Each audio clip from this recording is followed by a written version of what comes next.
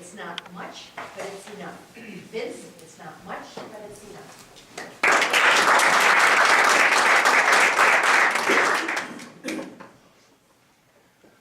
I'm one of those people that can eat anything they want.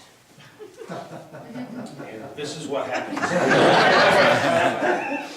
It's because I have a bit of a predilection to pastries. As a matter of fact, they're having breakfast over there, and I'm sitting there going, bacon.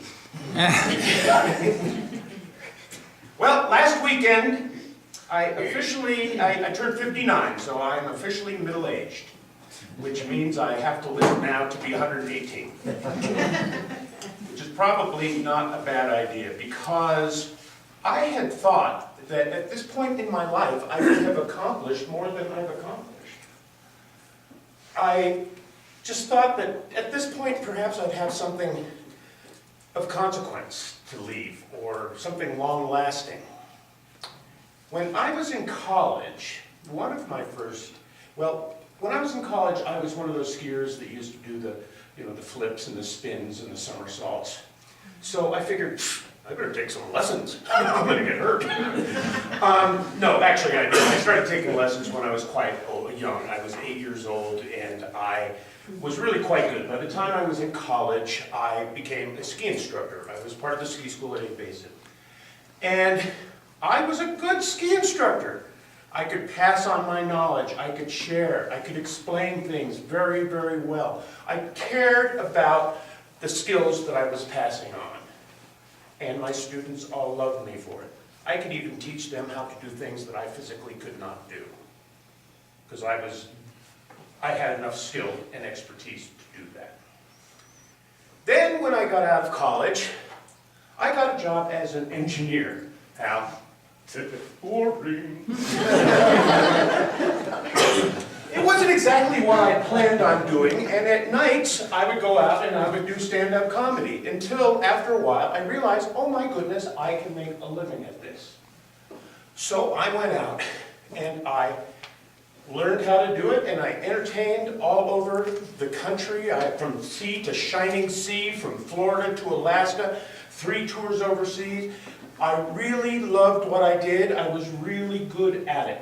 I loved to teach people, to get people to forget about their lives in a while, be happy, be joyful.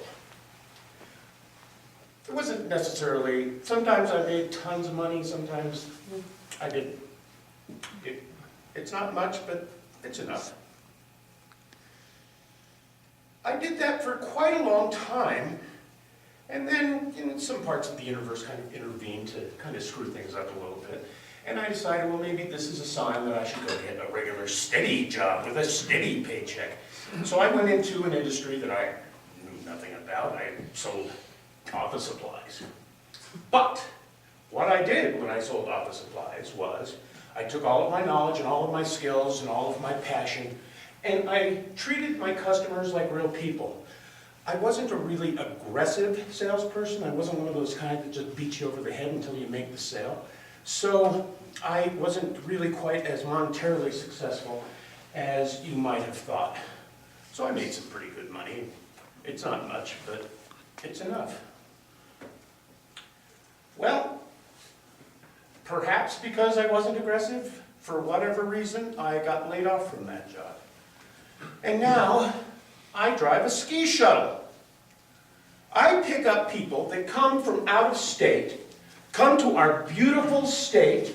I pick them up at the airport. I share my knowledge with them. I've got an extensive knowledge of Colorado history and ski history. I drive them safely to the ski resort so they can have a good time. I love what I do. I love driving. I love people. And they love me. Not exactly what I planned on doing. It's not much, but it's enough. So, I'm wondering to myself, really, what exactly is it that makes a success? When I got laid off, I was out of work for 2.5 years. And this gave me an opportunity to kind of go inside, kind of be a little introspective, kind of learn a little bit about myself. And I did.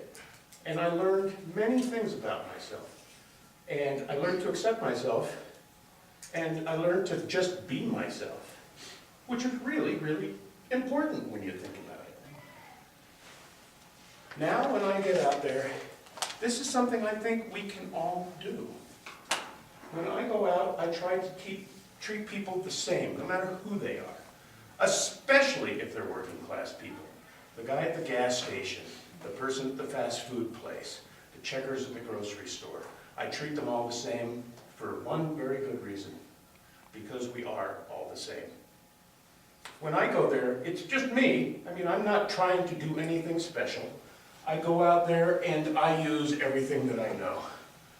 I come out and with them, I'm genuine, I'm compassionate, I'm knowledgeable, I'm skillful, I'm friendly, I'm full of wonder, I'm full of good cheer, and I talk to them like they're my best friend.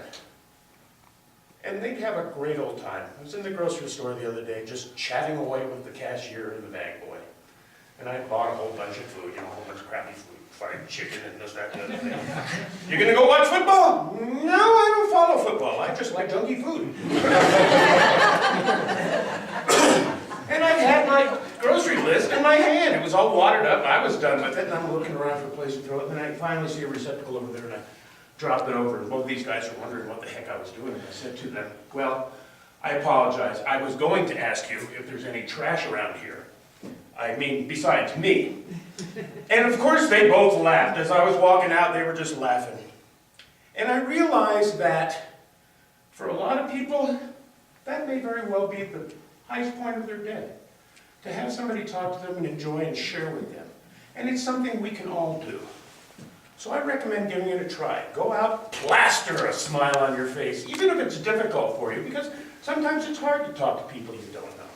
But get out there and say, hi, how are you? Good morning. It's lovely to see you. Hey, that suit is terrific. I love a business suit like that. I mean, it looks terrific. Get out there and do all these things. It's not much, but it's enough.